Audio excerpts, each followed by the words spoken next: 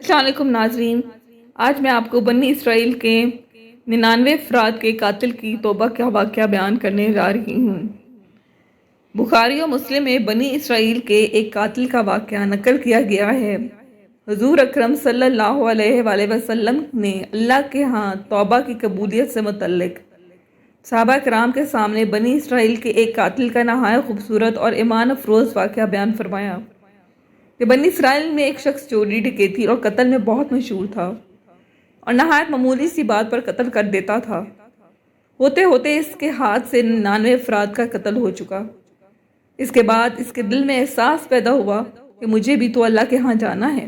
چنانچہ یہ فکر بڑھتا رہا اور لوگوں سے معلومات کرتے ہوئے سرگردانہ پھرنے لگا کہ کیا میری توبہ قبول ہو سکتی ہے یا نہیں۔ کسی عالم شخص سے ملاقات کی فکر ہوئی کہ معلوم کیا جائے کہ ایسے شخص کی توبہ قبول ہو سکتی ہے یا نہیں۔ اسی حوالے سے لوگوں نے ایک عابد شخص کے پاس جانے کا مشورہ دیا۔ اس شخص نے اس کے پاس جا کر مسئلہ معلوم کیا، کیا میری توبہ قبول ہو سکتی ہے اور کیا میری مغفرت ہو سکتی ہے جبکہ میں نے 99 انسانوں کی جان ماری ہے۔ تو اس عابد شخص کو اس مسئلے کے بارے میں زیادہ معلوم نہیں تھا، تو اس نے اپنی عقل سے قیاس رائے کی کہ جو آدمی 99 انسانوں کی جان مار سکتا ہے اس کو مغفرت کہاں سے ہوگی۔ چنانچہ اس نے کہہ دیا کہ تیری توبہ قبول نہیں ہوگی۔ تو اس شخص نے غصے اور جلال میں آ کر اس کو بھی قتل کر کے 100 کا حصہ مکمل کر دیا کہ جب میری توبہ قبول نہیں ہونی تو تجھے بھی ختم کر کے 100 پورے کر دیتا ہوں۔ چنانچہ اس نے 100 کا حصہ مکمل کر دیا، مگر اس کے دل میں پھر بھی یہ خیال تھا کہ میری مغفرت کی کوئی نہ کوئی شکل ضرور موجود ہوگی۔ اس لیے اس نے لوگوں سے پھر معلومات کا سلسلہ جاری کر دیا کہ روئے زمین میں سب سے بڑا عالم کون ہے، وہی میرے مسئلے کا حل بتا سکتا ہے۔ آخر لوگوں نے اس کو بتلایا کہ فلاں جگہ ایک عالم رہتا ہے، اسے جا کر معلوم کرو۔ چنانچہ اس عالم صاحب کے پاس جا کر اپنی زندگی کی ساری کارگزاری سنائی اور 100 آدمیوں کو کس طرح سے قتل کیا سارا کارنامہ سنا دیا۔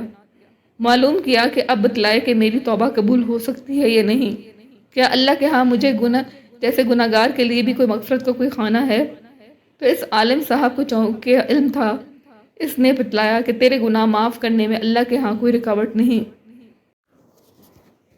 اللہ کی رحمت کا سمندر تجھ جیسے گناہگاروں کے گناہوں سے بہت بڑا اور وسیع ہے۔ چنانچہ اس عالم صاحب نے اس مشورہ دیا کہ تم فلاں جگہ سفر کر کے جاؤ، وہاں کچھ اللہ کے بندے رہتے ہیں، ان کا مشغلہ صرف اللہ کی عبادت ہے، ان کے ساتھ مل کر اللہ کی عبادت کرو اور نادم ہو کر اپنے گناہوں کی معافی مانگو، انشاءاللہ تمہاری مغفرت ہو جائے گی۔ جب اس شخص نے آدھا راستہ طے کر لیا تو ایک ملک الموت آ گئے۔ اب اس کی روح لے جانے کا مسئلہ کھڑا ہوا۔ آسمانوں سے رحمت کے فرشتے بھی آئے اور عذاب کے بھی۔ رحمت کے فرشتے کہنے لگے اس کی روح لے جانے کا حق ہم کو ہے، اس لیے کہ یہ سچے دل سے تائب ہو کر عبادت کے لیے جا رہا ہے۔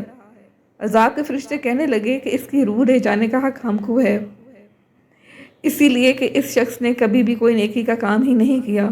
اس دوران آسمانوں سے ایک فرشتہ آیا۔ بعض روایات سے معلوم ہوتا ہے کہ یہ آنے والا فرشتہ حضرت جبرائیل امین تھے۔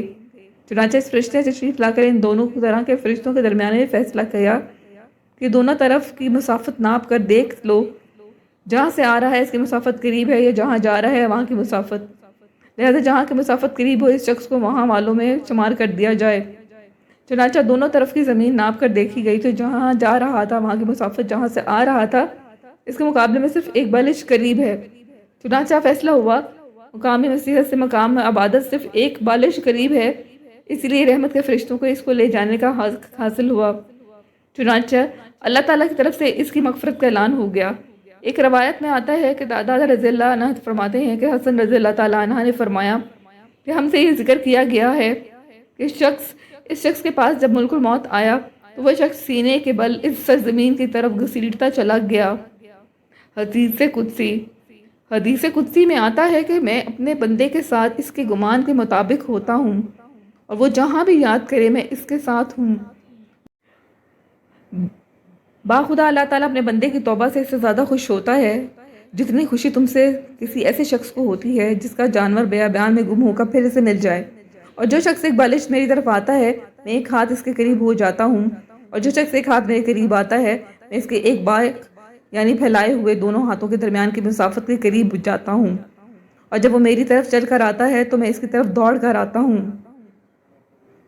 حاصل، انسان جب بھی سچے دل کے ساتھ توبہ کرے گا تو اللہ تعالیٰ ضرور قبول فرمائے گا انشاءاللہ۔ یہ واقعہ خصوصاً ان حضرات کے لیے حوصلہ افزائی اور معاونت کا سبب ہے جو کہ بڑے بڑے گناہ کر کے اب مایوس کی زندگی گزار رہے ہیں، کیونکہ شیطان انہیں مایوس کرتا ہے۔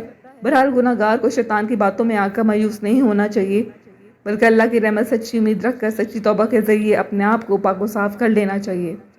اللہ تعالیٰ ہم سب کو عمل کرنے کی توفیق عطا فرمائے، آمین۔